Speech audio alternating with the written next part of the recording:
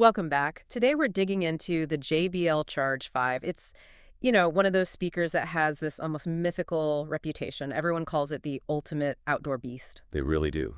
But the big question is, does that reputation actually hold up?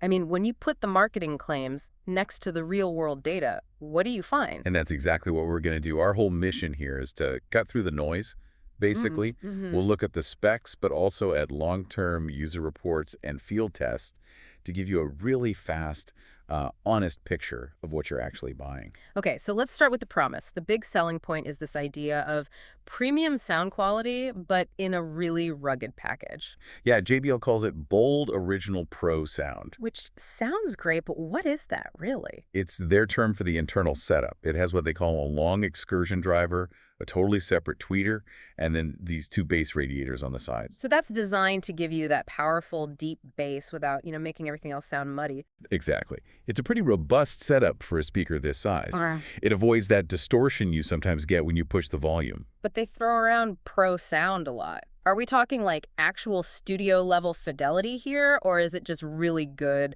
loud sound that's built for a party at the beach? It's definitely the second one, Yeah. but done extremely well. And the ruggedness part is no joke. Mm-hmm. It has an IP67 rating. Okay, break that down for us. It means it's totally dust-proof and, within limits, completely waterproof. Yeah. So yeah, taking it to the beach or dropping it by the pool, that's what it's made for. And you can link it with other speakers, right? Right, through the PartyBoost feature, you can create a massive sound system if you have a few of them. Okay, so the other huge feature, and this is probably where most of the hype comes from, is the power. They claim a 20-hour battery life.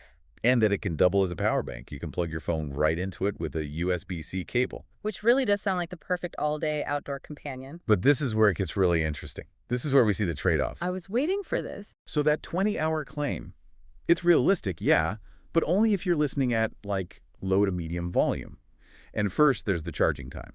Getting that huge battery back to full takes about 4 hours.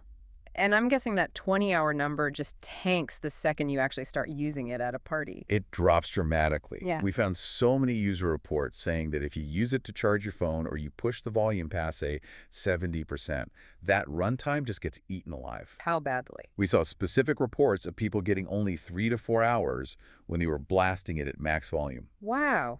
From 20 hours down to 3, that's not a small difference. That fundamentally changes what the product is. It really does. And speaking of max volume, there's another issue. Users say the sound quality changes. Oh, interesting. Yeah, even with the EQ controls in the app.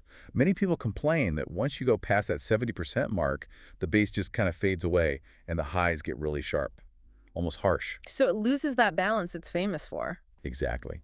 And that brings up the bigger question of longevity. We've seen a lot of reports about battery issues after just a couple of years. The charge just doesn't hold like it used to. So the rugged outside might last, but the internals might not. It seems that way. We're also seeing complaints about weird crackling noises, connection dropouts, or battery indicators that are just not accurate. Okay, so what does this all mean for someone listening right now thinking about buying one? What's the final verdict? The verdict is it's balanced. It's a very, very good all-around speaker for most outdoor uses.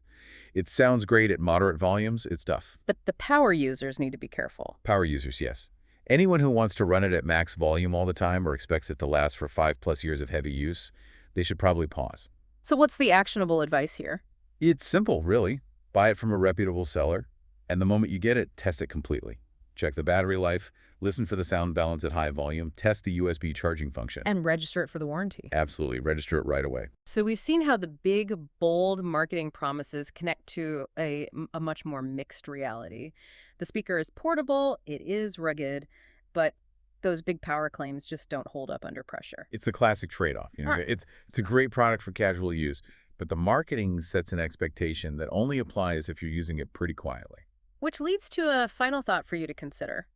Given the real risk of the battery degrading over time and those, frankly, over-optimistic runtime claims at high volumes, what's the true long-term cost of owning this speaker? If its main selling point is all-day power, but you have to keep the volume down to get it, are you really getting what you paid for? You might end up just carrying a second battery pack anyway, which kind of defeats the whole purpose.